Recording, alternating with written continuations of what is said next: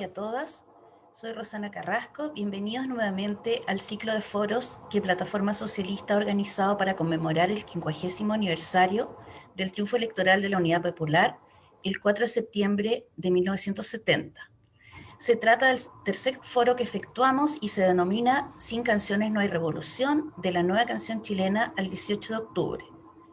Pero antes de dar paso al tema que nos reúne, quisiera recordarles una iniciativa que tenemos dentro de la conmemoración de estos 50 años. Se trata del concurso Beatriz Tati Allende de textos breves, Las palabras de la Unidad Popular, que está orientado exclusivamente a la participación de mujeres. Toda la información del concurso, los antecedentes, las bases, los plazos, los premios, entre otras, se encuentra disponible en nuestra página web www.plataformasocialista.cl. Quisiera recordarles que el plazo vence el 4 de septiembre y los resultados los daremos a conocer el día 4 de noviembre del presente año. Me acompaña en la conducción y moderación de este foro nuestro compañero Jaime Bravo, integrante también del Consejo de Plataforma Socialista, a quien le cedo la palabra. Bienvenidos y muchas gracias.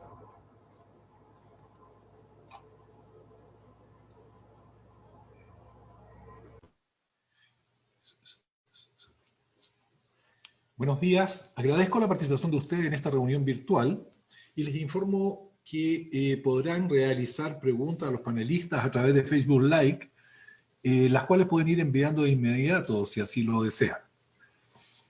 Nos honramos y disfrutaremos con la presencia esta mañana de la profesora Joan Patrice McCherry. Ella es norteamericana, es profesora de Ciencias Políticas en la Universidad de Long Island y colabora con el Instituto IDEA de la Universidad de Santiago.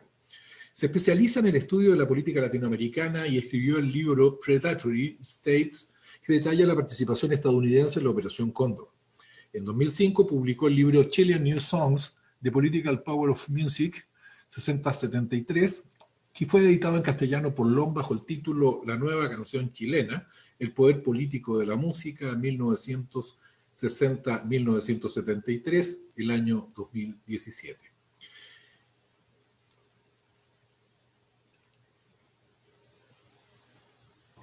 Nos acompaña también Fernando Ster Britzman.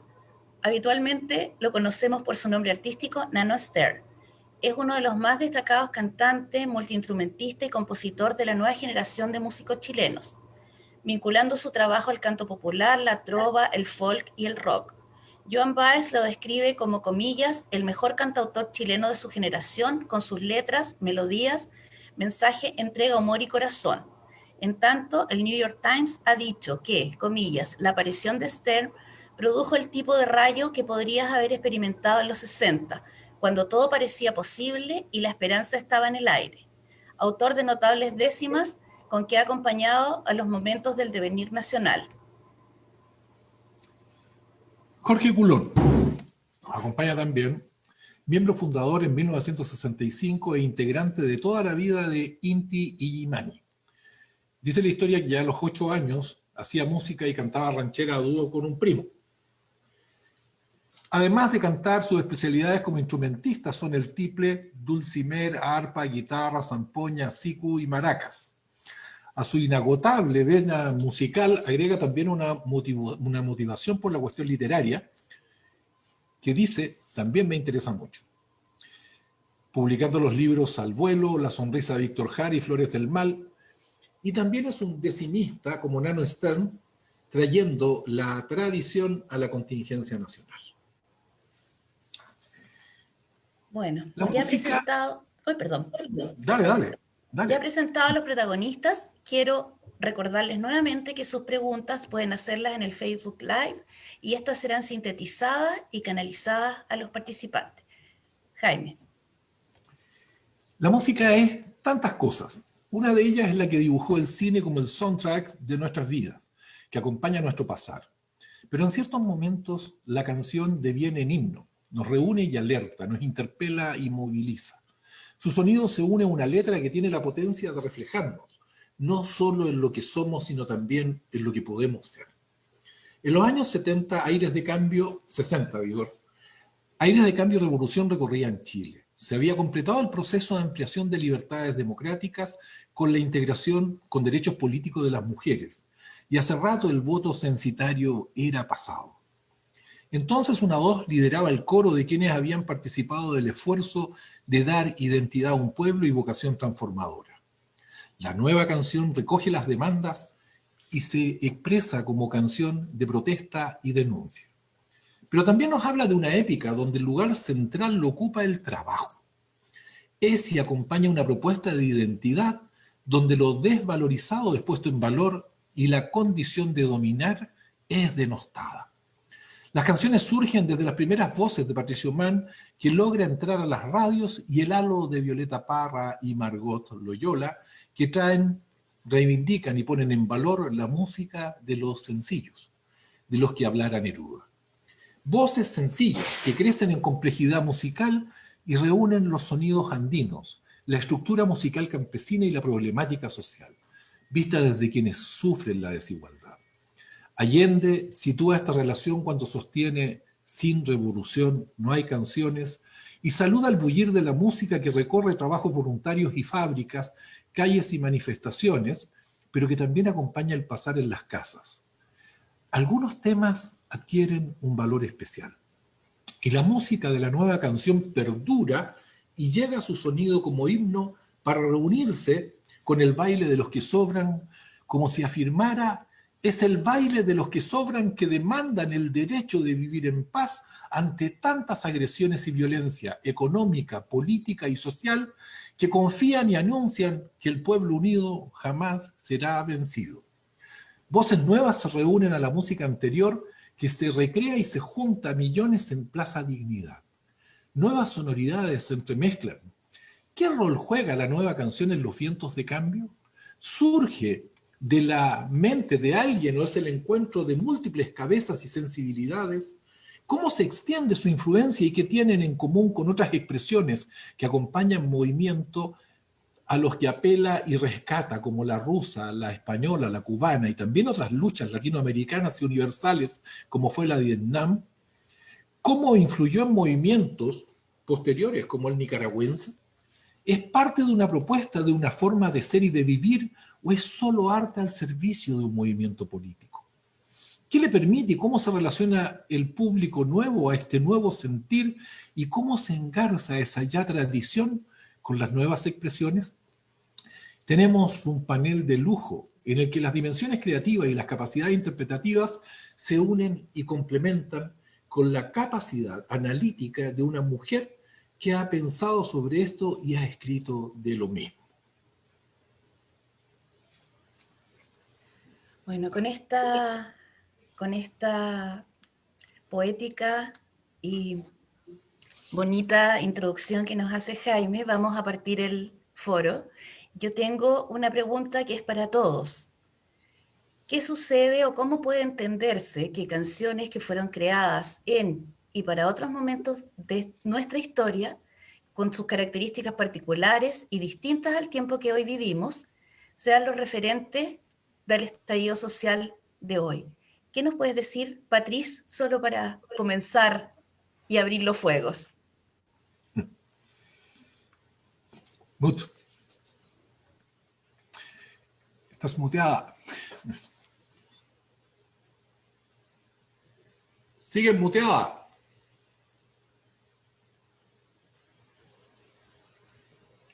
Ya. Ahí sí. Bueno, Sí. primero muchas gracias por la invitación. Es un honor estar aquí con ustedes, ¿ya? Bueno, yo creo que mi interpretación es que en Chile hay mucha memoria histórica.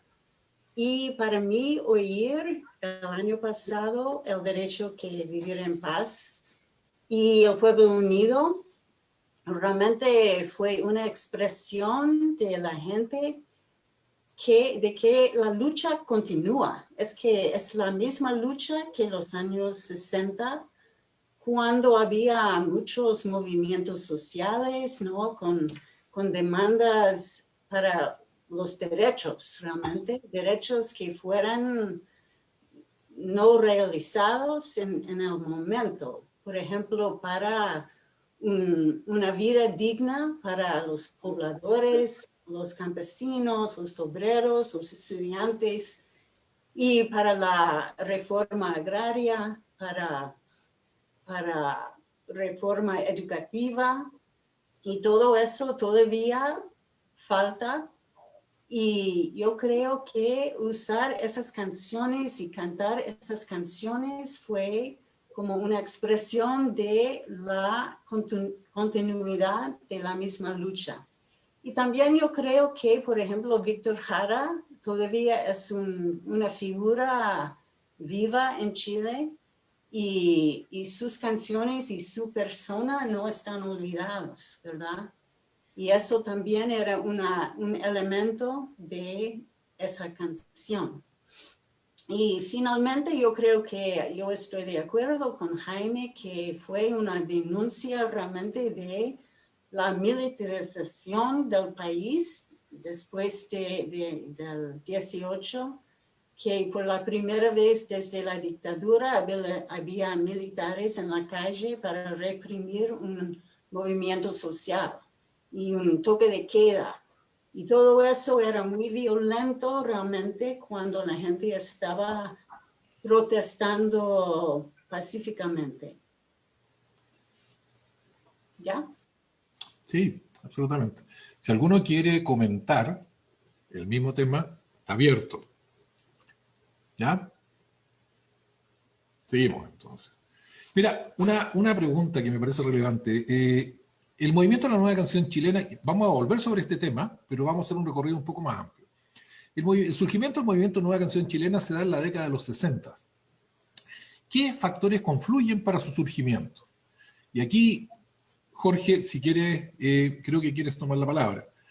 ¿Qué factores intervienen en que surja un movimiento como la Nueva Canción Chilena, que es un movimiento que entronca con otros movimientos en América Latina, pero que tiene características particulares y que logró altos niveles de influencia? Jorge.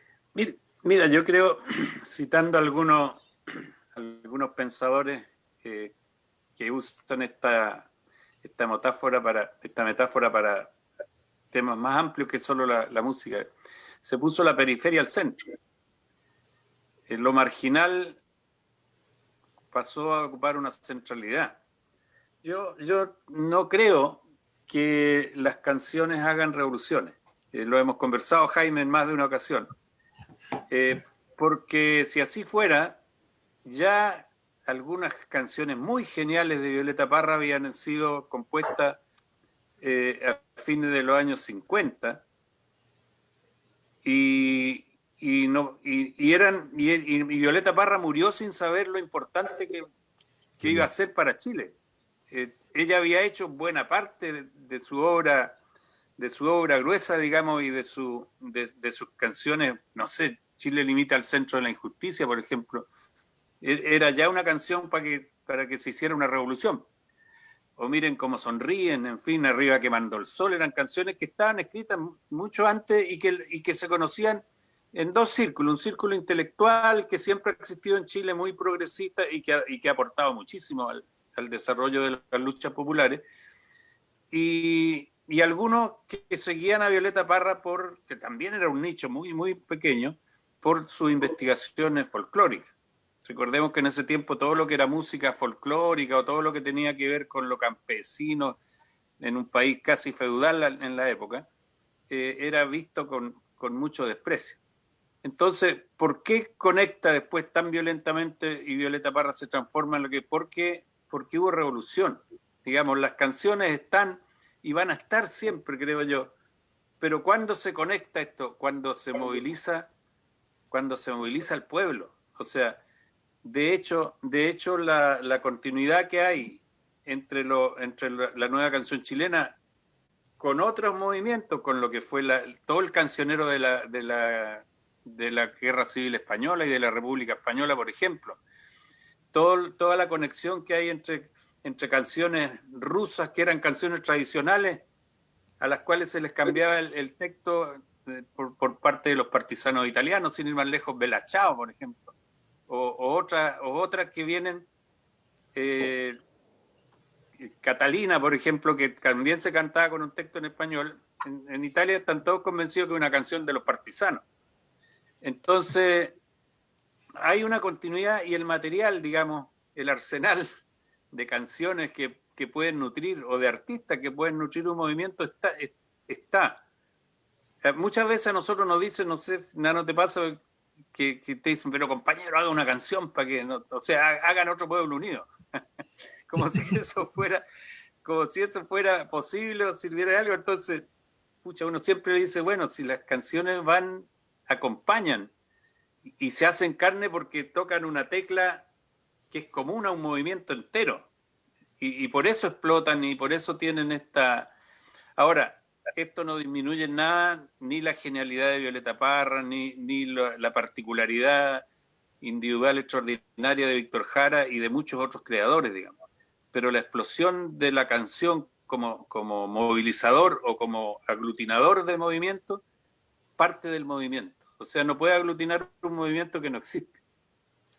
Y por eso es que yo creo que en octubre es muy importante lo que pasó, porque el pueblo de Chile volvió a ser un pueblo. Dejamos de ser clientes, dejamos de ser pacientes, en fin, dejamos de ser un tarjeta VIP o lo que sea, y volvimos a ser un pueblo. Y lo lindo de eso es que ese pueblo inmediatamente buscó el puente con las luchas, con las antiguas luchas, porque también las de la Unidad Popular no eran luchas que nacieron en los 60, eran luchas que venían desde comienzos del siglo XX o desde fines del siglo XIX, también con sus canciones, también con su soundtrack. Una pregunta en eso, porque tengo la imagen que la imagen que está trabajando Jorge es parecida a lo que ocurrió con la invención de la imprenta. Es decir, la imprenta se inventa por los chinos, pero se hace un recurso masivo cuando tecnológicamente se encuentra con el movimiento reformista en Alemania, de la reforma luterana, que se reinventa la imprenta, pero ahí adquiere toda la potencia que venía. Entonces, como que lo que tú sostienes es que hay un movimiento musical incipiente que se encuentra con lo que es un movimiento social, y en ese momento se produce la explosión, pero no es que intencionadamente o que la vía causal surge la música y desde ella se genera un pueblo. Esa No, creo yo. Bueno, ahora sí. No podemos, corremos el peligro de irnos hacia otro lado. Sí, está claro. Porque Gutenberg hizo la imprenta para imprimir más rápidamente Biblias, digamos. Eso era. Sí. Ni se imaginaba lo que iba a desatar su invento. Como el teléfono por el cual yo me estoy comunicando ahora, se hizo para reemplazar al teléfono, digamos, y lo que menos lo usamos hoy día es para llamar por teléfono. Pero en esa relación, Nano, en esa relación, Jorge te decía que hay una demanda por hacer himnos y que los himnos no surgen como himnos necesariamente, digamos, sino y tampoco uno está en condiciones de llegar y sentarse a escribir un himno. Eso es tan así con el 18O. El 18O toma los himnos de la UP y genera sus propios himnos. Mira, bueno, primero los saludo a todos, un placer poder verles las caras, aunque sea a la distancia, y escuchar y aprender, ¿no?, de todos los que están participando. Yo comparto con Jorge esa sensación de que es un poco imposible generar himnos, sobre todo a pedido y sobre todo en circunstancias álgidas, ¿no? Lo que sí, creo que cuando se producen contextos tan acontecidos como lo que hemos vivido en Chile en este último año, o como los que habrán vivido los que estaban vivos, ¿no? Y los que fueron protagonistas de ese momento entre los 60 y los 60, cualquier persona con algún grado de sensibilidad, y más aún las personas creativas, y más aún las personas que tenemos el privilegio de poder dedicarnos tiempo completo a estar creando, va a tender a sintonizar con esas cosas que están pasando, ¿no? Yo recuerdo que para el movimiento estudiantil 2010, 2011, 2012, notamos muchos, y lo conversamos, y era un tema, que no hubo canciones que nacieran, ¿no?, al alero de ese movimiento. Fue algo bien interesante, y de hecho yo lo conversaba con colegas que pertenecíamos a esa generación exactamente, y nos sorprendía el hecho de que no hubiese una avalancha de creatividad asociada, ¿no? Pero eso no fue así ahora, en octubre, hay varios discos ya que nacen de ahí. Diría yo que la inmensa mayoría de los músicos activos en Chile se han manifestado creativamente, ¿no? En relación a eso. Pero creo que es súper importante también entender ahí, y quizás es lo que nos convoca, ¿no? Es el tema que podemos aprovechar de conversar, dada la experiencia de cada uno de nosotros, cómo se da esa relación entre una necesidad de lo nuevo, una necesidad de lo contingente, de lo absolutamente referente a lo que está pasando ahora, pero también una necesidad de pertenencia histórica, ¿no? Una necesidad de establecer vínculos con otros tiempos y entender que aquellas luchas que se daban, no solamente que son el antecedente directo ni que se parecen mucho, sino que en el fondo son exactamente la misma lucha, ¿no? Y quisiera agregar ahí otra cosa. La historia es difícil, ¿no?, de comprender desde una perspectiva histórica lo que estamos viviendo por razones obvias, más aún en este contexto para mí, que soy el más joven de los que estamos aquí, ¿no? Tengo menos historia en mi cuerpo, entonces me es más difícil verlo, pero cuando uno hace el ejercicio de ver y intentar entender procesos culturales y todos los procesos históricos en otras épocas, las personas que han cruzado sus periodos de vida tienden a considerarse como contemporáneos, ¿no? En cuyo caso nosotros, mi generación y la generación de Jorge, somos absolutamente contemporáneos, o sea, vamos ya a los 20 años de colaboración, en que hace 15 años que nos conocemos, que hemos, en el caso de Lo Inti conmigo, por ejemplo, hemos grabado varias canciones, hemos creado canciones en conjunto, hemos ido de gira, o sea, somos contemporáneos, referimos a la misma realidad, por supuesto que viéndolo en close-up, ¿no? Viéndolo de partida en primera persona y estando metidos aquí dentro del bosque, es imposible ver más allá de los árboles que nos rodean, pero creo que eso es súper interesante para poder entender que no hace falta ni siquiera, creo yo, la pregunta como ¿por qué Víctor Jara es tan relevante? Bueno, porque no es un referente cultural del pasado, es un pilar de nuestra cultura actual, absolutamente, y está vivo. Él, particularmente porque fue asesinado, no está vivo como persona, pero su generación ahí está, ¿no? Y esa experiencia ahí está, y nosotros creo tenemos no solamente la responsabilidad como generación más joven, sino que el enorme privilegio de poder acceder, en cierto sentido, a esa historia, a esa experiencia y sobre todo a ese aprendizaje también, porque sin duda que tenemos mucho nosotros que aprender de ellos. Súper interesante. Yo tenía una pregunta a propósito de eso, porque un rasgo que a mi juicio la nueva generación comparte de músicos, digamos, con la generación de la nueva canción, es que miraron a todas las formas musicales sin discriminación para producir y recrear en una experiencia local. Me acuerdo de la influencia, digamos, sobre Víctor Jara, de los propios Beatles, digamos, y de otros músicos, digamos, que no correspondían a la misma tradición. Patrice, ¿tú observas relaciones de ese tipo? ¿Identificas, digamos, las influencias sobre la nueva canción chilena de otros movimientos musicales? Sí, sí, pero ¿puedo hacer un comentario antes de eso? No, Absolutamente. en relación de que dijo Jorge, es que a veces yo creo que los músicos son un poco modestos aquí en Chile. Porque para mí el movimiento de la nueva canción realmente tenía un poder político que fue muy importante. Y es cierto que no creó una revolución, pero realmente la música fue tan importante en términos de convocar a la gente y expresar realmente los valores nuevos de solidaridad, de denuncia, pero también la música y las canciones realmente visualizaran un futuro diferente, ¿ya? En otras palabras, presentó la idea de posibilidades de cambiar la situación. Y eso fue muy importante, que expresó las esperanzas de la gente, las aspiraciones, ¿no? Los sueños de la gente. Y realmente esa música fue presente en todas las luchas en los años 60. Y era realmente muy importante, era como el alma de la lucha, ¿no es cierto? Y eso continuó en el exilio, donde los músicos fueron muy, muy importantes, muy centrales en todas las manifestaciones, las marchas en todo el mundo para denunciar la dictadura, ¿no? Que la música realmente tiene una función clave en la comunidad, con los seres humanos, yo creo. Y es cierto que no, como dije, no crea una revolución, pero realmente es como el corazón de la revolución y tiene el poder de unir a la gente y realmente inspirar a la gente. Y eso es muy, muy importante, ¿ya?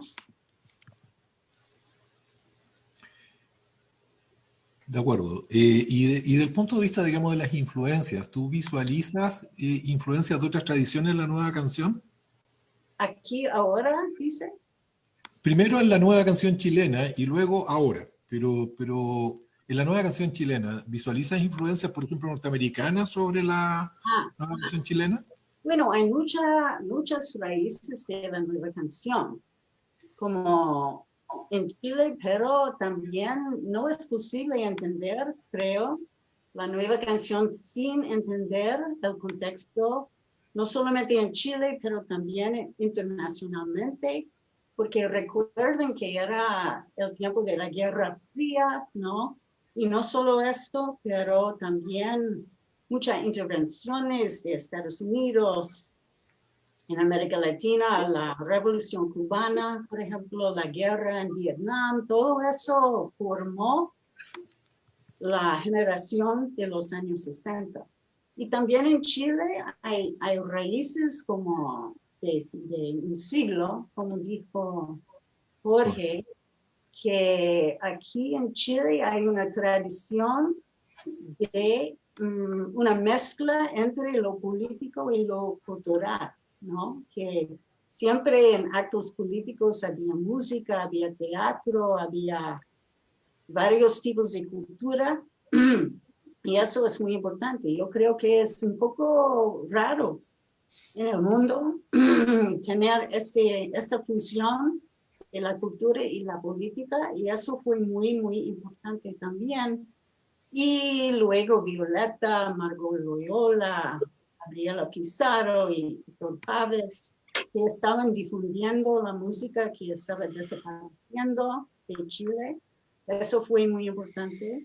Y también grupos de Argentina, otros países. Atahualpa Yupanqui, por ejemplo, de Argentina, tenía una influencia. Y muchas raíces de la música. ¿Y se observa eso hoy día, Nano, desde el punto de vista musical? Yo creo que es que hoy día vivimos absortos en la posmodernidad absoluta, ¿no? Entonces, completamente otro contexto, porque tenemos un influjo constante de distintas influencias. Ya no vivimos en un Chile en que, por hablar en específico respecto a la música, los discos llegan 2 años después cuando alguien los trae en la maleta y esa imagen romántica de juntémonos a escuchar el nuevo disco. O sea, hoy día sale un disco y inmediatamente está disponible, ¿no? Y a través de internet esas distancias culturales no solo se acortaron, desaparecieron completamente. Da lo mismo. Sin ir más lejos, hoy día nos puede estar viendo alguien, ¿no?, en Timbuktu y estar al tanto de lo que estamos conversando en Chile. Entonces creo que la saturación de influencia probablemente en el contexto de las canciones y de los músicos con un cierto compromiso político y social en Chile es muy presente, es omnipresente, es probablemente más determinante como resultado estético que lo fue en la nueva canción chilena, pero también hay que decir que el mérito es ninguno, es nulo, porque es el contexto en el que estamos. No es que haya por parte de nuestra generación de músicos una búsqueda de ir a encontrar, sino que simplemente está ahí, ¿no? O sea, está aquí, tenemos al alcance de nuestros pulgares el contenido cultural del mundo, no solamente del mundo hoy, sino que de la historia también. Es muy abrumador, ¿no?, en ese sentido. Y creo, por lo tanto, que lo que sí entra en valor hoy es la capacidad crítica, la capacidad de reflexionar también en torno a lo que está pasando, porque el resto, ¿no?, como le gusta decir a los políticos, el resto es música.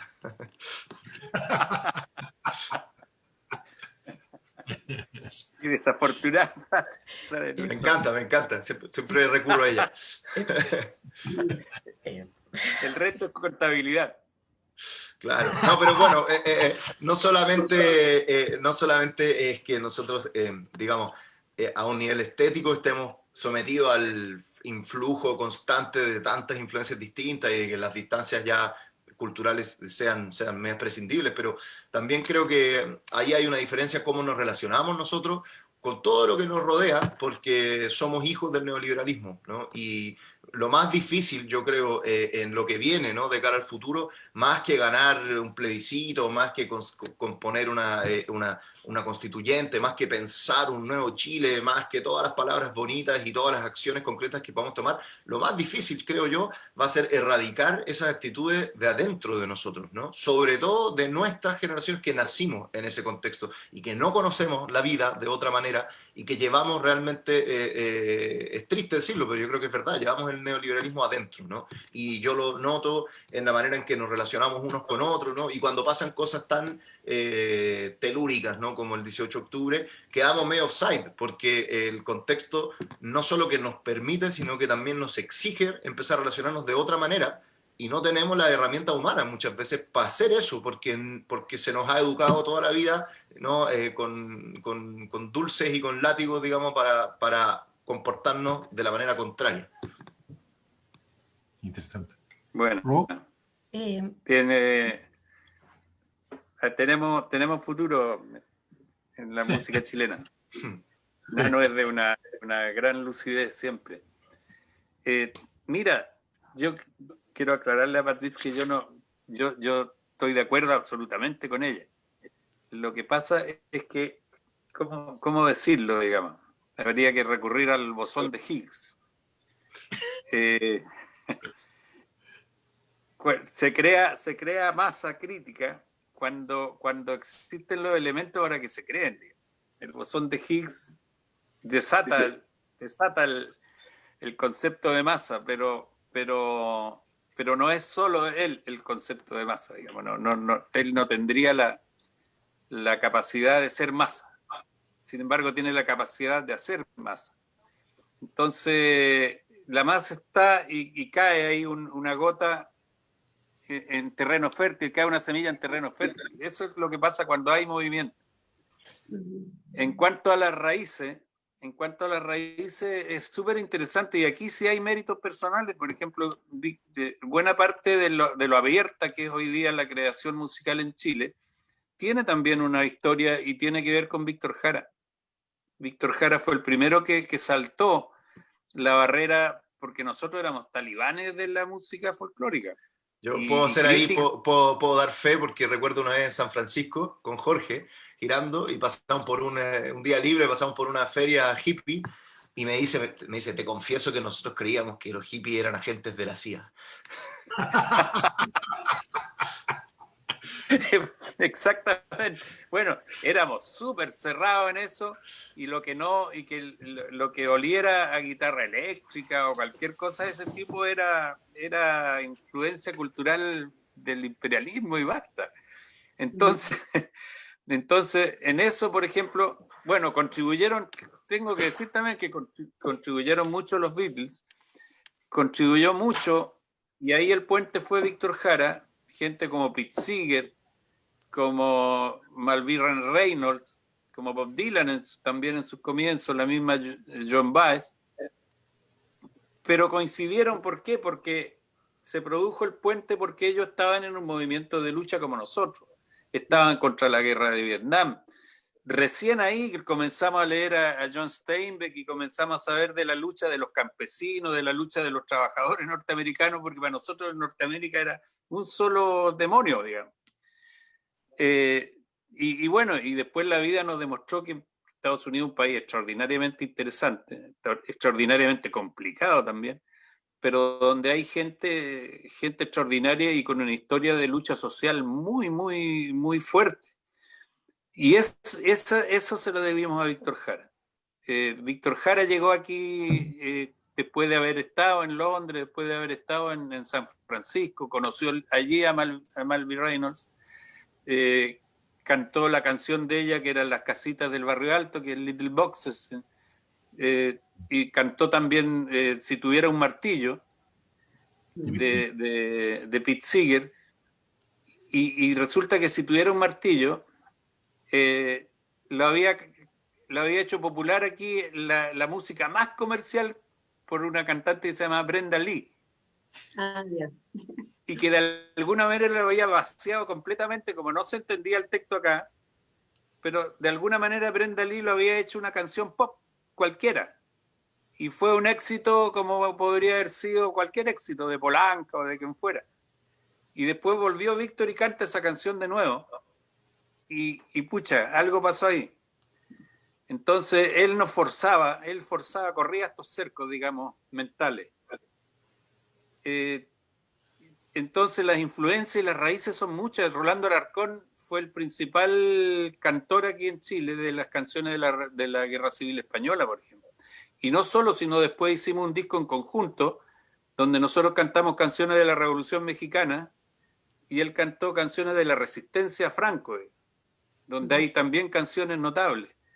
Entonces hemos estado siempre sometidos a esta influencia extranjera. También Patrick dijo de Atahualpa Yupanqui, que también tuvo su explosión tal vez un poco tardía en el movimiento del nuevo cancionero argentino, con Héctor Matus, con la Mercedes Sosa, que la Mercedes no componía, pero era cantante de esos compositores, con Horacio Guaraní, que es un compositor súper interesante también en lo que es música social.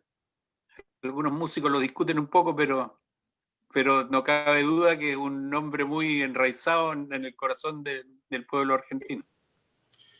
En ese sentido, Jorge, una pregunta, porque hacía referencia también Nano, y de alguna manera está en lo que dice Patrice. Hay un movimiento que emerge en el contexto de luchas sociales que son simétricas, digamos, está peleándose en Estados Unidos, se está peleando en Chile, se está peleando en América Latina, había sido la Revolución Cubana, etc. Hoy día, el fenómeno del estallido social no es un hijo único, se encuentra, digamos, con otros movimientos sociales en América Latina y en el mundo, y empiezan a generarse quizás las condiciones que pueden hacer emerger ese encuentro, que canciones pasen de un lado para el otro, etc. ¿Cómo visualizan ese fenómeno? Y particularmente se mencionó cómo es rescatada la música y es rescatada una historia que es casi telúrica, porque está fuera del currículum, parte importante de la historia del movimiento popular chileno. Estuvo interrumpido 17 años el acceso directo a las expresiones musicales, digamos, a través de los medios abiertos. Y sin embargo, sale una generación, ya en el 2005, sale una generación que apela a contenidos, que apela a demandas, que apela a necesidades y las formula en consistencia con lo que fue la historia popular chilena. Y luego el 2011 vuelve y ya el 2013 no es una demanda sectorial, es universal, es el cambio del modelo. Y en eso se produce el encuentro. La pregunta es, ¿y cómo se transmite esto? ¿Cómo pasa de generación a generación cuando ha sido particularmente excluido del currículum? No sé si... El que quiera. La pregunta es cómo se produce. Bueno, sí, en el caso mío, que como aquí puedo dar testimonio, digamos, directo, ¿no? Primera persona. Bueno, pasa por un montón de vehículos distintos. Primero pasa porque está en el aire, ¿no? Pasa porque nosotros que nacimos en los últimos años de la dictadura y que vivimos nuestra adolescencia en el apogeo de la Concertación también, vivíamos en ese mundo cultural en que muchos de los íconos de la UP y del exilio volvían a ser los grandes como depositarios de la cultura oficial en Chile, ¿no? Lo que abre otra lista de conversación que entraremos o no más adelante. Pero es una cuestión natural, digamos, está ahí, está en todos lados. Por otro lado, siempre habrá testimonios más personales, en el caso mío, ciertos profesores, por ejemplo, en el colegio, que mostraban camino, cierta experiencia de vida, una noción también de que había ahí algo que había sido prohibido. Yo creo que eso siempre produce como una atracción, pero además, esto es algo que hemos conversado con Jorge ya en ciertas ocasiones anteriores, pero creo que se produce entre mi generación y la generación de Jorge una relación de nietos y abuelos. Que no es lo mismo, que de hecho es todo lo contrario que la relación de padres y hijos, ¿no? Porque los padres hijos, perdón, tienden a rebelarse contra los padres, tienden a generar ahí un distanciamiento estético, ¿no? Que muchas veces al final a nivel ético resulta no ser tal, pero a nivel superficial existe esa necesidad de... Y muchas veces son los nietos los que vuelven a ver no sé, pero a mí me ha pasado viendo las fotos de mis abuelos de niños, decir, chuta, la vida que vivían, las cosas que pasaron, y se produce una conexión emocional y una búsqueda de un parentesco como más explícito. Y creo que eso es lo que pasa también, ¿no? Sobre todo en un contexto que se mezclan muchas cosas, pero mi generación es como la continuación directa de la generación de músicos como Los Tres, en cierto sentido Los Prisioneros, Los Tres, Lucibel, Gondwana, La Ley, ¿no? Que son bandas que estuvieron totalmente metidas en el sistema de la mega industria discográfica con la Sony, Warner, EMI, metidos en Chile, gastando muchas lucas, los 90, el boom, el Jaguar de Latinoamérica, todas esas cosas, y de repente se fue a la cresta todo eso, ¿no? Se empezó a desarmar aquel modelo de lucas, digamos, por la irrupción de Internet, porque la industria discográfica ya no generaba plata, los sellos se fueron, quedó un vacío, y quedamos nosotros en esta situación en que se volvían a mezclar muchos elementos en el momento y en la hora precisa, ¿no? Todo lo que tiene que ver con las primeras señales de agotamiento del modelo neoliberal, como tú decías, las distintas manifestaciones que se fueron dando hasta que al final ya fueron todas juntas y la cosa no da más. Eso por un lado, y por otro lado la irrupción de Internet, que yo creo que no es menos que la irrupción de la imprenta en Europa, o sea, es un evento Sí, de claro. esa envergadura cultural, ¿no?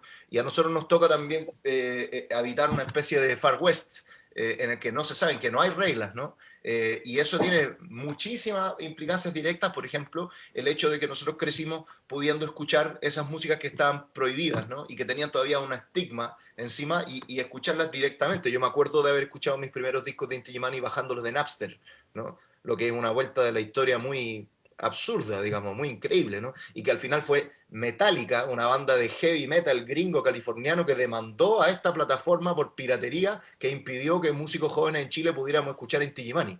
Son unas cosas así muy inexplicables, digamos, pero que terminan resultando en esta ensalada postmoderna que habitamos. Así. Mira, yo creo que es interesante lo de los hijos y de los nietos, digamos. Porque ahí Nano toca también un tema que es interesante y que tiene que ver más que nada con el lenguaje de músicos, digamos, con el lenguaje de estéticas musicales. De alguna manera, la generación que nos sigue siente la necesidad de cambiar de sonoridad, de cambiar ahí no entra porque ellos son tan comprometidos con nosotros. Algunas de sus canciones son parte de la historia de la música social en Chile a pleno título, digamos. Veamos, por ejemplo, Santiago el Nuevo Extremo, que es un puente, digamos, pero muchos, hasta los mismos prisioneros, diría yo. Yo tengo un amigo que acaba de fallecer, que es un mexicano, que fue el autor de la Samba al Che, que cantaba Víctor Jara. Y su hijo tenía un grupo rock. Él era del grupo Los Folcloristas, imagínate, desde el nombre para adelante, el grupo Los Folcloristas de México. Y su hijo tenía una banda de rock, y su canción más exitosa decía en el estribillo, somos los hijos del folclore, pero nos gusta más el rock. Entonces, claro, los hijos tienen esa necesidad de afirmar su personalidad, su identidad y su lenguaje, negando de alguna manera a la generación anterior. Pero cuando conocimos a Nano, estuvimos un día conversando largamente en su departamento donde vivía, en Ñuñoa, me sorprendió muchísimo porque nos empezó a mostrar temas que a él lo apasionaban, de la música andina, de la música del norte argentino y todo eso, y eran exactamente los mismos discos y las mismas canciones que a nosotros, como dicen los españoles, nos flipaban cuando estábamos empezando, porque nosotros sí nos reuníamos a escuchar el último long play que había llegado de Bolivia, de Argentina, en fin, o la banda del Sargento Pimienta.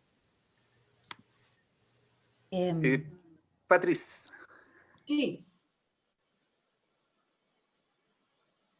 Sobre esta pregunta dices. Sí. Ah. Creo que es interesante tu... tu análisis. Ya. Sí, no, es que realmente no he estudiado la música actual tanto y no sé, realmente no puedo comentar mucho sobre esta pregunta, pero para mí tiene mucho sentido lo que dijo Nano Stern. Y bueno, yo veo una influencia de la nueva canción, por ejemplo, en Los Cuatro de Chile, ¿no? Ustedes que están cantando con Elizabeth Morris y la otra personas, ¿no? Música muy bella, música con folclore, ¿no? Encarnado. Y bueno, nada más.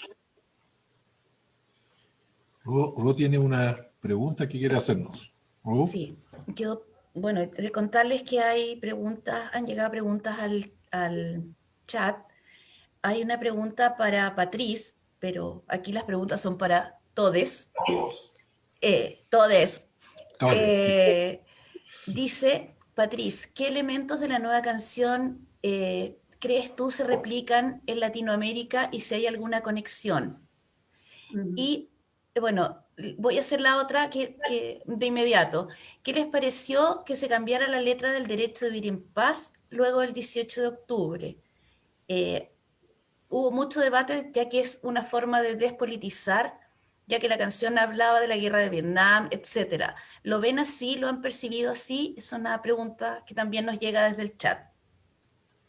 Ya, pero, ok, para responder primero a la segunda pregunta, ya, es cierto que esa canción realmente fue un homenaje al pueblo de Vietnam, originalmente, ¿no? Y un homenaje a Ho Chi Minh, por ejemplo.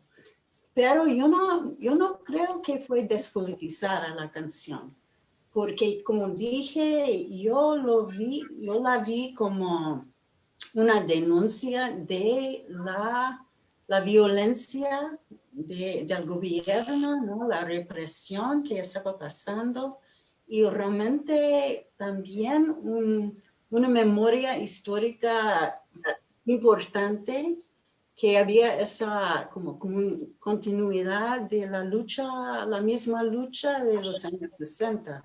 Y por eso para mí era muy conmovedora la canción cuando yo la oía en las plazas y todo eso, mucha gente cantando junta.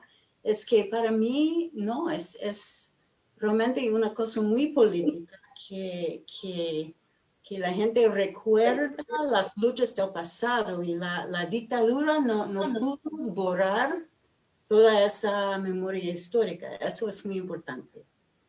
Y la primera pregunta sobre otras influencias o otros movimientos.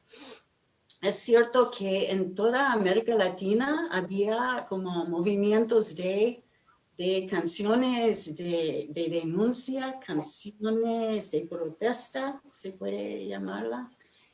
Pero para mí en Chile era más poderoso el movimiento y yo creo que era porque había una fusión realmente entre los movimientos sociales y ese movimiento cultural, ¿no? Más que en otros países. Que hay una larga historia de eso en Chile, ¿no? Y que lo político y lo cultural fueran fusionados mucho más y por eso tenía un poder muy importante en Chile. Aunque en Argentina, en Cuba, en Uruguay había otros movimientos de la nueva canción con diferentes nombres. Pero, y había también una interrelación, porque, por ejemplo, en la Peña de los Parra, que se abrió en 65, había invitados de Cuba, de Uruguay, de varios países. Había como por la primera vez una integración, yo creo, de grupos y personajes culturales, ¿no? Tal vez Jorge puede hablar más sobre esto. Pero esto fue muy importante. Creo que en 67 había una conferencia en Cuba que fue muy importante, que mucha gente de como 18 países estaban juntos para hablar sobre este movimiento cultural. Y eso también fue muy importante, ¿no? Qué bueno eso. Jorge, fuiste interpelado. Mira, bueno, partamos también por la segunda. Yo no quiero ahondar más porque fui quien primero se escandalizó de que se cambiara el texto de la canción de Víctor Jara. Y no era una sacralidad ni de la canción ni de Víctor Jara, porque creo que sacralizar las cosas las congela, las embalsama y las transforma en objetos de culto, digamos. Era otra la razón que a mí me produjo. Primero, una canción tan redondita, tan perfecta en su forma por el contexto en que nació. Y una de las grandes canciones que hay que tener hígado para cambiarle el texto a una canción de Víctor Jara. Pero la otra razón es precisamente que el pueblo de Chile con el 18 de octubre produjo el puente que habían querido romper o que habían roto. Era el puente sobre el río Kwai. O sea, en ese puente se jugaba buena parte de la historia de Chile. Si estas luchas, si esta generación actual, si lo que está pasando ahora tiene o no tiene que ver con el golpe militar que interrumpió una historia de más de un siglo, de tejido social, de tejido histórico, de continuidad. Si en Chile pasa, y ahí se junta con la otra pregunta, si en Chile tuvo más fertilidad y más conexión el arte, ¿no? Porque estamos hablando de la canción, pero aquí en la danza, en la pintura, en la literatura, en toda la forma del arte había una identificación muy fuerte con la lucha social. Y eso fue mérito de los padres, llamemos así, del sindicalismo chileno, de las mutualidades, de las mutuales en Chile, que comenzaron a atraer a los artistas, que entendieron que parte de la emancipación popular tenía que ver con una emancipación cultural. Ahora, esa historia que la retomó el 18 de octubre a través de retomar canciones de esa época, era una victoria tremenda del pueblo chileno sobre quienes trataron de que estos 40 y tantos años fueran un abismo insalvable entre esa experiencia y esta experiencia que estaba comenzando ahora. Ellos habrían estado absolutamente de acuerdo, el poder habría estado absolutamente de acuerdo con que empezáramos un movimiento nuevo y nos olvidáramos de lo que pasó. Ya, vamos a hacer un Chile mejor, pero que no se parezca en nada al Chile de antes del 73. Por favor, esa era otra historia y Allende fue un error y todo lo que ya sabemos. Bueno, el pueblo retomó. Y en ese retomar, el texto de la canción de Víctor siempre se cantó en la plaza con su texto original. Y se cantó con Ho Chi Minh y se cantó con Vietnam, que fue también importantísimo en la creación de conciencia en el mundo acerca de los derechos de los pueblos. Entonces, para mí, y de hecho, el cambio de letra, si nosotros vamos a las plazas hoy día, la gente la va a cantar con la letra que Víctor Jara la hizo. O sea, para mí fue una desde luego bien intencionada y desde luego inocente arrogancia de los artistas, y el pueblo puso a los artistas en su lugar, que es súper importante, pero es un lugar en la lucha. No sé si Nano quiere hacer algún comentario al respecto. No, es súper interesante tener la posibilidad de conversar, de escuchar a Jorge, más bien, no con detención al respecto, porque claro, yo formé parte del grupo de 30 y tantos músicos que cantamos esa versión con otro texto. No, sí, pero Está no, bien. por favor, ya nos conocemos ya hace suficiente tiempo, Jorge, no hay problema, no te preocupes. No, yo, mira, en cierto sentido estoy de acuerdo, ¿no?, con lo que dice Jorge. Por otro lado, también poniendo un poquito de perspectiva, digamos, en carne propia desde nuestra generación, les voy a contar una anécdota nada más, ¿no? 4 meses después del estallido, ¿no?, en enero, me parece, iba yo con colega, con una de las personas que trabaja en mi equipo, ¿no? Que es un joven de mi generación también, y íbamos saliendo de una marcha en donde se había cantado por enésima vez el derecho a vivir en paz con la letra original, cosa que yo también retomé inmediatamente, de hecho nunca la canté en un concierto con el texto nuevo, ¿no? Y me dice, oye, a todo esto, bueno, una pregunta, ¿qué es chimín? ¿Qué es chimín? ¿No? Entonces para mí fue como, chucha, es fuerte, ¿no? Parece anecdótico y divertido, pero en realidad, bueno, es triste, por un lado, porque denota una inconsciencia histórica tremenda, pero producto también no una culpa individual, es producto de una despolitización general. Y por otro lado, claro, habla de una dificultad como de conectar por parte yo ya tengo 35 años, piensa que había gente protestando en la calle que tenía 20 años menos que yo, ¿no? claro. Que nacieron en los 90, que no saben quién es Minh, ni Chi Minh, ni Ho Chi Minh, ni probablemente Vietnam, ni entienden mucho esa relación. Entonces, creo que hay que entender esto como un ejercicio más de intertextualidad, ¿no? Que fue, tomemos este símbolo, este referente, tomemos a Víctor Jara con todo lo que significa, y creo que hasta ahí podemos llegar, ¿no? Víctor Jara es un símbolo muy potente que enraiza la lucha que se está dando hoy de la gente que tiene 15 años y es capaz de entender que esta lucha que estamos dando viene de antes, tiene que ver con Víctor Jara, tiene que ver con Salvador Allende, tiene que ver con un proceso social que se viene desarrollando hace más de medio siglo y, como bien decía Jorge, en realidad hace más de un siglo en Chile, ¿no? Pero ya llegar hasta, digamos, los arrozales de Vietnam, creo que era un poquitito lejana quizás la referencia para nuestra generación, y por eso vi también el ímpetu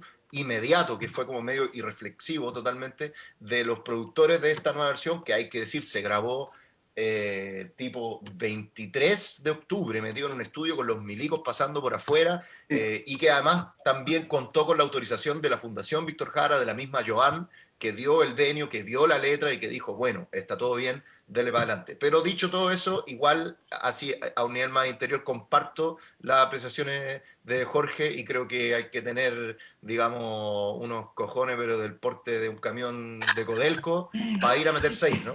Pero el contexto era un contexto realmente excepcional que yo creo que permitía ese tipo de intertextualidad y relectura. Ahora tengo que decir Dale, para dale. los anales históricos que a mí me invitaron a participar, y cuando vi cuando vi el texto empecé a llamar a todo el mundo, a todos mis amigos enanos. No, te llamé a ti, ¿o no? No. Bueno, hablé con el Joe Vasconcelos, con Roberto Márquez, con la fundación, con todo el mundo, para tratar de parar esto que a mí me tenía súper desesperado. Me eché a alguna gente encima, pero era una cuestión muy profunda realmente, y está bien, y pasa, y así vamos. Hay Así seguimos cierta- andando. hay ciertas notas de transgresión ahí. Yo quería hacer la siguiente pregunta. Creo que el movimiento Nueva Canción Chilena no es un movimiento aislado. Se integra un movimiento cultural mucho más amplio, que es un movimiento estético, digamos, que tiene gráfica, tiene teatro, tiene múltiples dimensiones.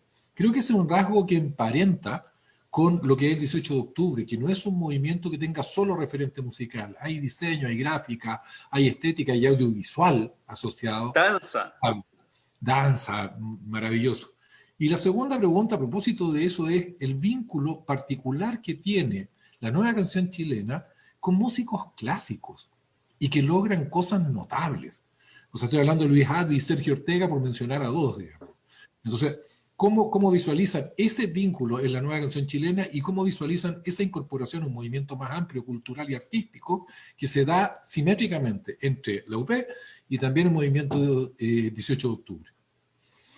El que quiera. Jorge, yo creo que es el indicado para responder a esa pregunta. Ya. Mira, ese es un tema también súper interesante, porque eso sí se produjo acá en Chile de manera más marcada que en otras partes. O sea, aquí hubo como un quiebre bien fuerte en eso, la incorporación de la academia, digamos, y no solamente en la música. Se planteó como tema, yo creo que en los tempranos años 60, en el teatro, en fin, pero donde se logró mejor esa integración fue en la música. Nosotros éramos, que en general los músicos populares éramos gente muy, muy huérfana de escuela.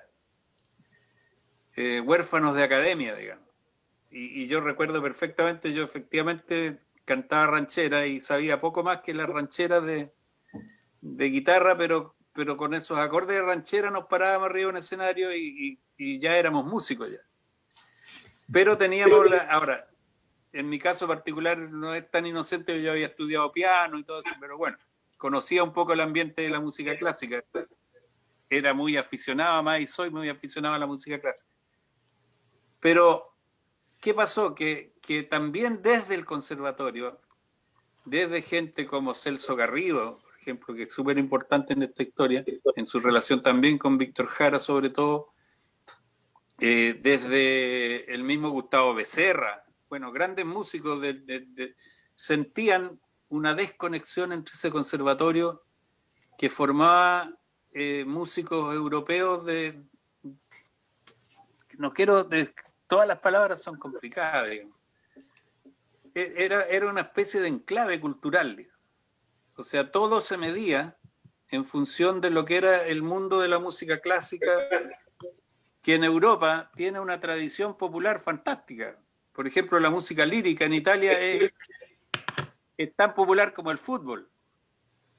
Hay zonas donde son fanáticos de Pavarotti o de Di Stefano, como pueden ser fanáticos de Messi o de quién es el mejor jugador del mundo, digamos, Maradona o Pelé. A ese punto de fanatismo y de raigambre popular se llega en esta. En Chile no, en Chile era una... Y desde el conservatorio se sentía esa necesidad. Por eso cuando aparece el Quilapayún, que lo dirigía Víctor Jara, y Víctor Jara tenía a través de la Joan una relación bastante fluida con los músicos de la academia. Cuando aparecemos nosotros, que nos interesábamos más en la cosa de instrumentos, en fin, ellos ven en eso una posible salida también a una especie de zapato chino en el que estaba la música académica en Chile. Y yo creo que ese encuentro fue tremendamente afortunado. Nosotros aprendimos que las piezas musicales tenían parte A, parte B.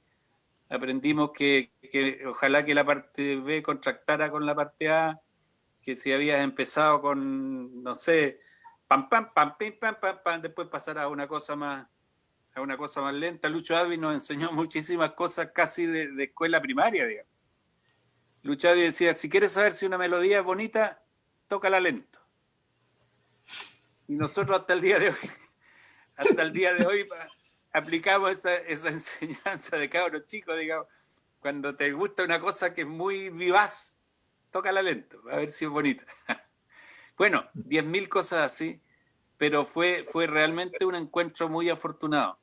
La dictadura interrumpió eso, pero la semilla quedó, porque yo no sé si Nano Stern hoy día sería violinista de la Filarmónica y no sería Nano Stern si no hubiera existido ese encuentro afortunadísimo de la academia con los músicos populares.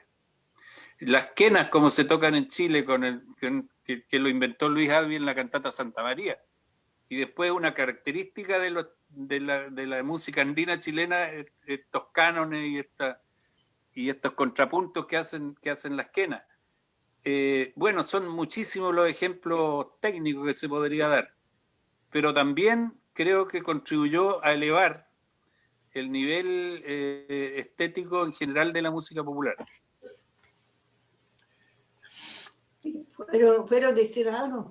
Sí, por favor. Otra fuente que elevó la música fue los poetas grandes de Chile, ¿no? Que había también una influencia de Gabriela Mistral. Neruda fue muy, muy importante para la música porque, bueno, estaba vivo en los 60 y colaboró con algunos músicos como Ángel Parra, por ejemplo. Pero también su poesía fue muy importante. Por ejemplo, Canto General del año 50 tenía un impacto muy grande, por ejemplo, con Víctor Jara. Y también Patricio Mans, su álbum de 65, el sueño americano, que fue muy importante y realmente era como el nacimiento de la nueva canción, más o menos Sí, ese año, es 65. precursor, sí. Sí, y realmente fue una histórica épica de América Latina y tenía vinculación con canto general, porque Mans fue inspirado por esta obra de Neruda. Y eso también contribuyó a la riqueza de la nueva canción chilena, ¿ya? Los poetas. Sí, absolutamente. Ahora, perdón, una cosita ahí porque también esto se dio en la danza, también se dio en otro, en la pintura, fue tremendamente notorio y fuerte. Mata, Madero. ¿Cuál era el mismo Mata? Mata, Claro, ¿ya? claro, bueno, pero todo, la Nemesio Gracia Antonio, Barrio, todo José la Barro. Russell Bru, pucha, son miles, ya. Pero ¿cuál es la matriz común? Y por eso volvemos casi al principio, que el movimiento social en Chile, el movimiento de los trabajadores, fue una puerta abierta, fue una casa abierta para los artistas. Y el denominador común de todos estos fenómenos fue la sensibilidad social. Eso yo creo que es súper importante. Y ahí los visionarios, no quiero restarle mérito al artista, yo los admiro muchísimo, pero los visionarios fueron esos viejos que recorrían a pie la pampa, organizando centros culturales para que la gente viera teatro, para que la gente bailara, para que la gente metiera en sus pobres vidas una dimensión cultural, una dimensión espiritual que no tenían. Yo creo que ahí está el denominador común que hace de Chile una situación especial. Nano Quisiera quiere decir yo algo.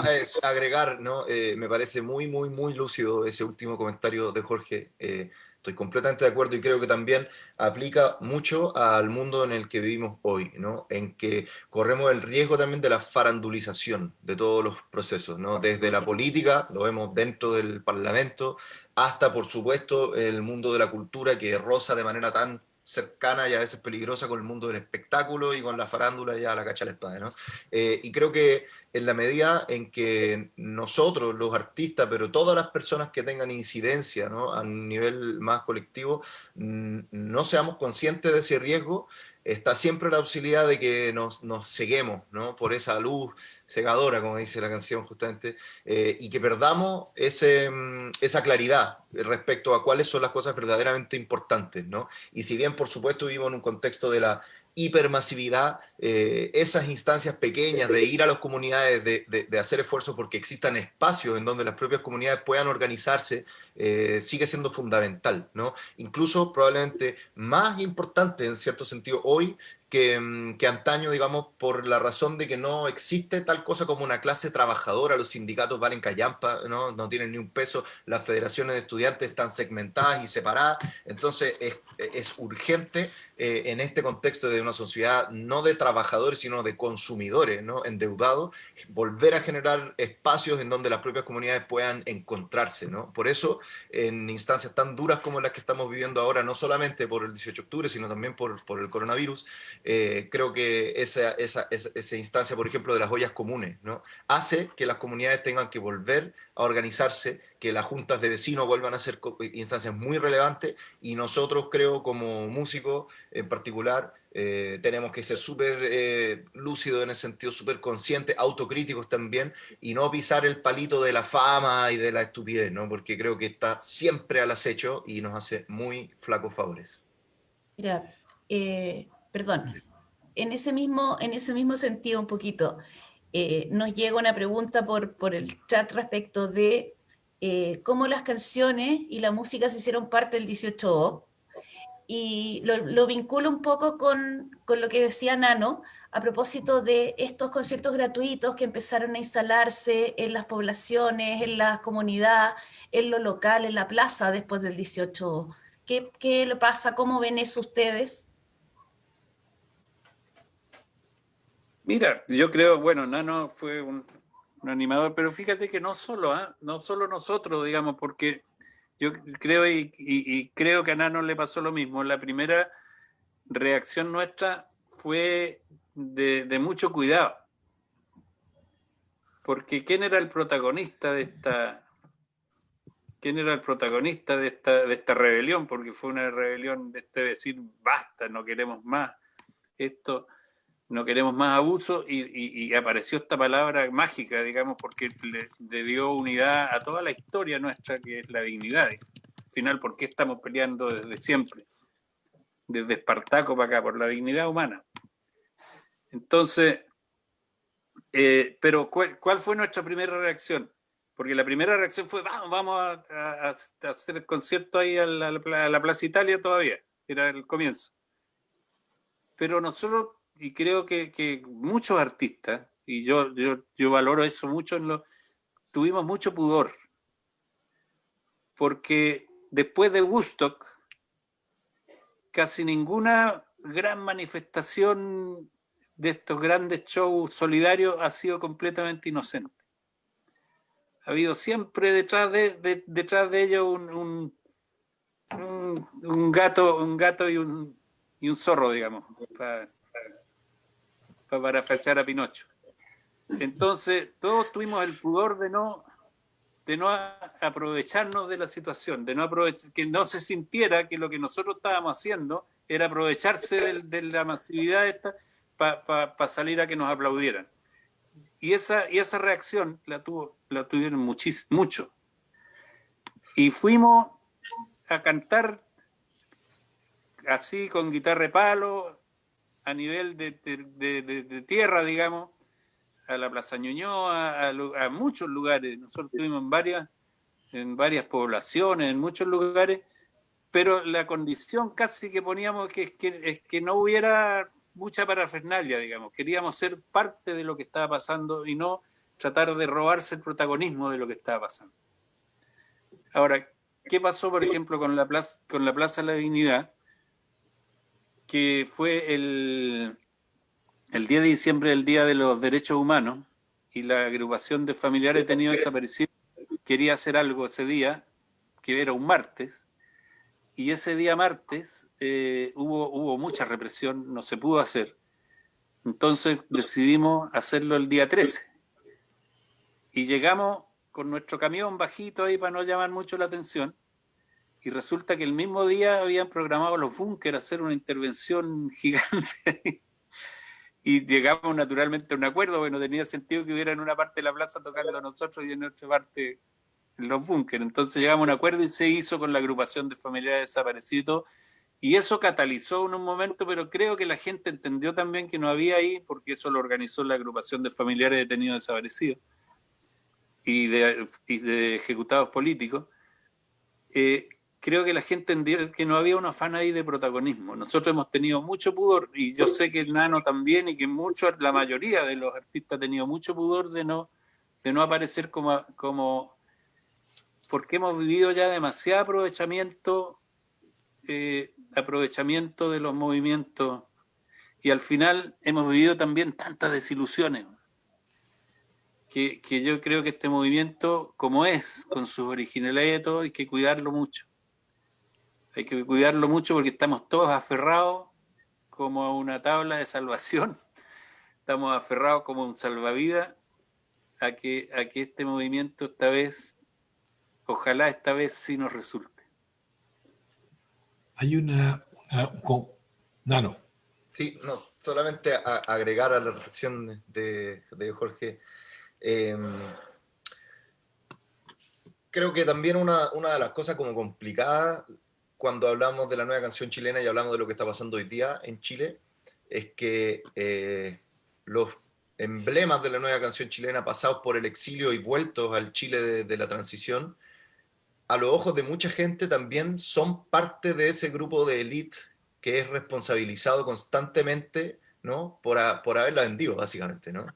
Y yo veo también que hay toda una movida cultural muy potente, así, desde el trap, desde manifestaciones que no tienen nada que ver estética ni éticamente en realidad, ¿no? Que vienen de otro lugar y que hablan también de una manera muy genuina, que se conectan con un Chile que yo creo que nunca, una generación de cabros que la lucha obrera, que no, pues es que no figura, ¿no? Porque son otros los códigos, porque son otras las realidades, y que en cierto sentido ahí también hay que poner el ojo, ¿no? Yo creo que por ahí va la cosa, y eso suele quedar fuera porque también tiene una cuestión más punk, ¿no? Más al margen de... Anarcoide.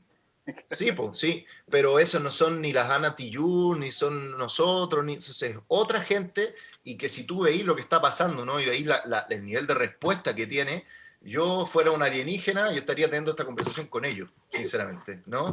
No en la instancia de la plataforma socialista conmigo y con los Inti Illimani. Yo creo que en ese sentido también hay que ser súper sincero.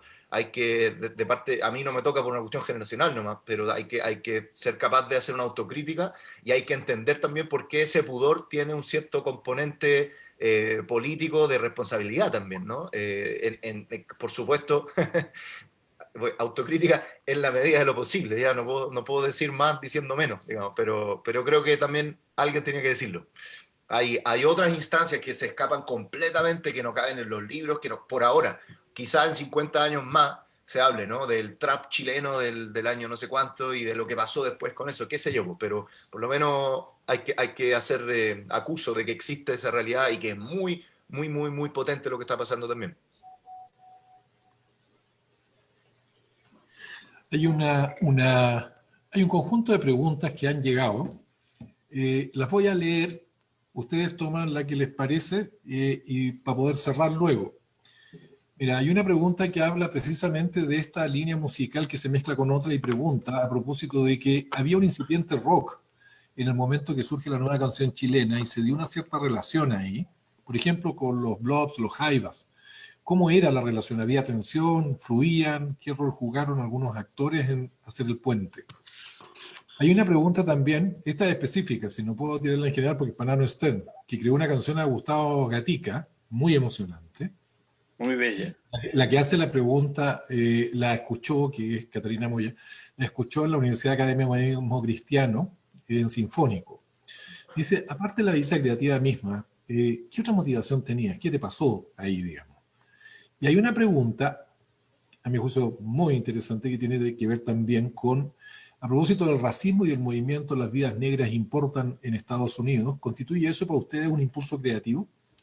Esta noción de poner fin al racismo como un nuevo movimiento que emerge desde Estados Unidos. Esas son tres preguntas que están planteadas, una específica para Nano, el resto ustedes toman, uno de ustedes toma cada pregunta, digamos, para poder ir haciendo un cierre. ¿Les parece? Ok. Nano, tú tienes pregunta específica. Dale, voy. No, bueno, la canción no es en realidad una canción hecha para Gustavo Gatica, más bien una canción hecha con Gustavo Gatica, porque las palabras, el coro, es una cosa que dijo él, y que yo lo leí simplemente en una entrevista a los poquitos días de que había pasado, ¿no?, la situación tan terrible, y yo estaba muy conmovido. Justo estaba fuera de Chile, me tocó hacer una gira por Australia, cortita de 6 días, a mitad de noviembre, justo cuando se firmó este acuerdo y todo por esas fechas. Y llegué allá, me bajé el avión, vi las noticias, vi que había pasado esto, me revolvió completamente, y sinceramente es que no pude cantar ni una cosa más. No tuve posibilidad. De hecho, estaba recién llegado a esas cosas. Jorge conoce bien de estas realidades de bajarse del avión de Chile a Australia e ir directo al escenario, porque no quedaba otra, ¿no? Y estaba en el camarín con mi guitarra calentando antes de tocar, y es que no me salía. Tenía una sensación como de náusea, de, no sé, de angustia profunda. Y leí estas declaraciones, este titular que decía regalé mis ojos para que la gente despierte, y la canción salió de una, ¿no? Fue un arrebato nomás.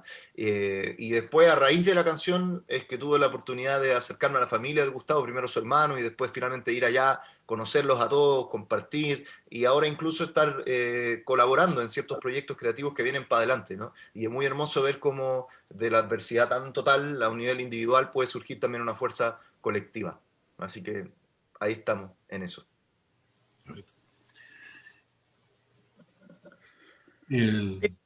¿Cómo era la segunda? Hay una que refiere al significado del racismo, el movimiento Las Vidas Negras Importan, y si tiene impacto creativo para ustedes, si les pasa algo con el movimiento lanzado en Estados Unidos contra el racismo. Y la segunda tiene que ver, digamos, con el tipo de relación que se dio entre la nueva canción chilena y las expresiones más cercanas al rock. Y se mencionan los jaivas, los blobs, etc. Esas son las dos preguntas principales. Sí, bueno, creo que Patrick, que conoce bien la historia, puede naturalmente hablar sobre eso. Había en Chile naturalmente una manifestación de rock importante y de calidad también. Pero creo que eso Patrick lo puede incluso ilustrar mejor que yo desde el punto de vista estudioso. A mí me interesa el racismo es parte del bagaje cultural. Yo de repente, mira, es súper complicado, porque lo fácil es tratar a los racistas de mierda y quedarse en eso, digamos. Porque el racismo es indignante, es repugnante, es despreciable, pero existe. Y existe, y vaya qué potencia tiene, digamos. O sea, a lo mejor es la misma repugnancia que a mí me produce, y me la produce seguramente por razones culturales, de mis valores. A otra gente esa repugnancia se la produce ver una persona distinta a ellos, digamos. Entonces, creo que esa es una batalla cultural súper complicada, pero a la cual no podemos renunciar. Porque el caso de los racistas en Estados Unidos, que los conocemos bien, digamos, y han producido monstruos suficientemente conocidos a nivel mundial, pero tenemos un racismo fuertísimo también en Chile y en América del Sur. En primer lugar hacia los pueblos originarios, pero también súper fuerte hacia los afrodescendientes. Brasil, que aparece como un país muy de la mulata y vamos bailando y felices, pero es un país muy racista con los afrodescendientes, muy racista. ¿Y para qué hablar con sus aborígenes?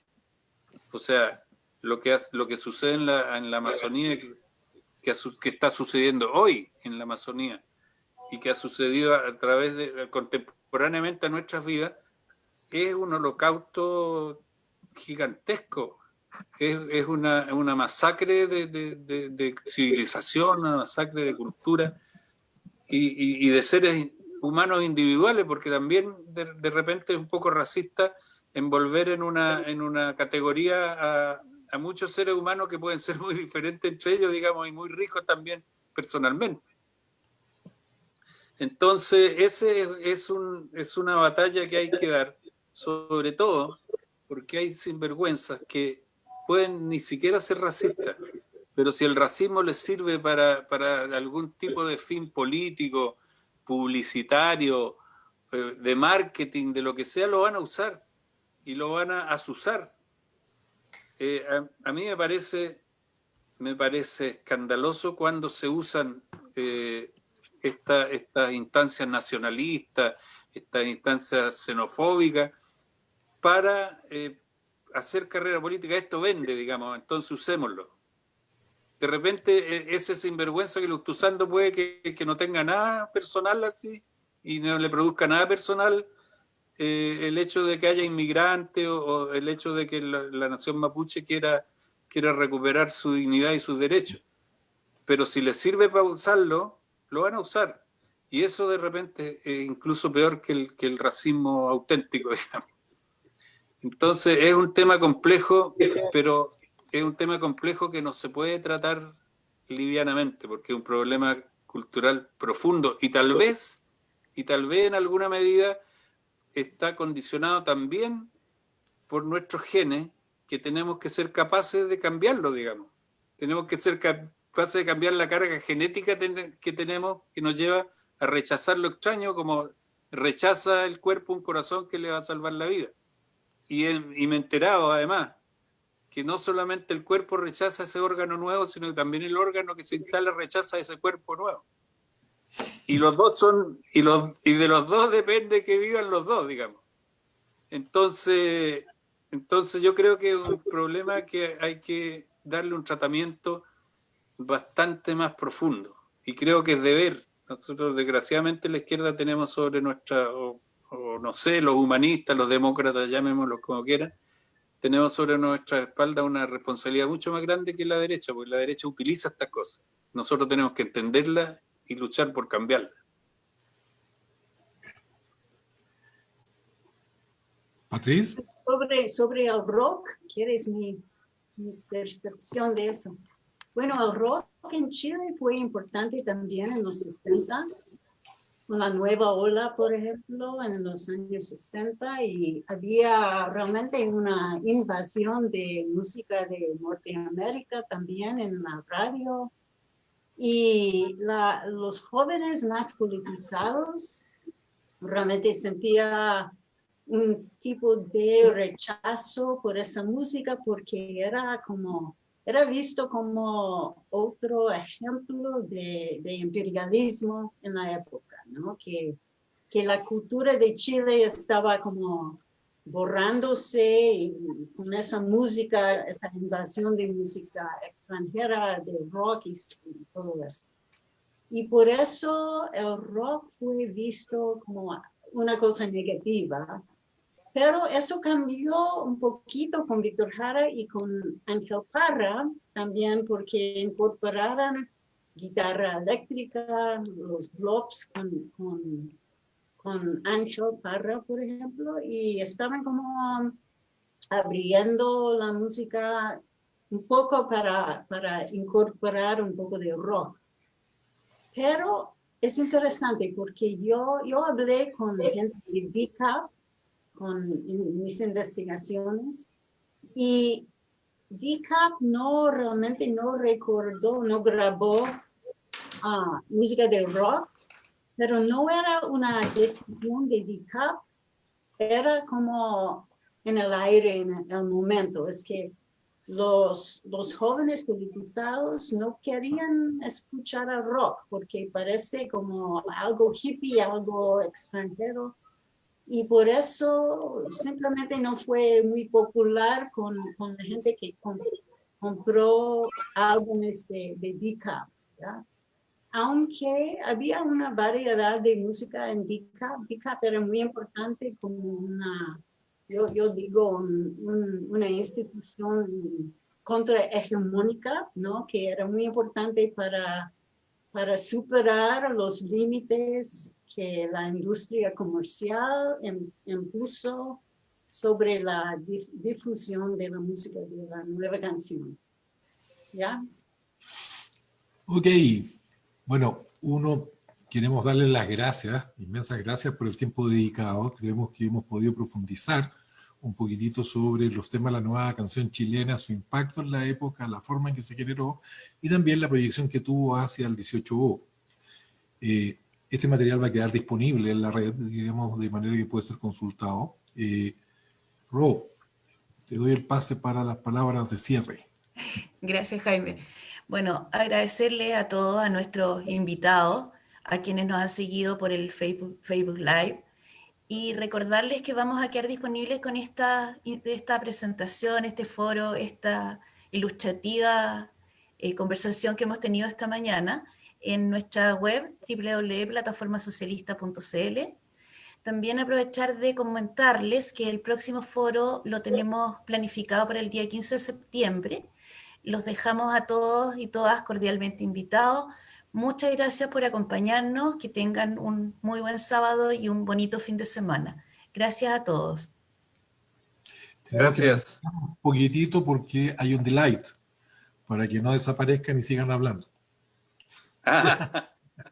Ya.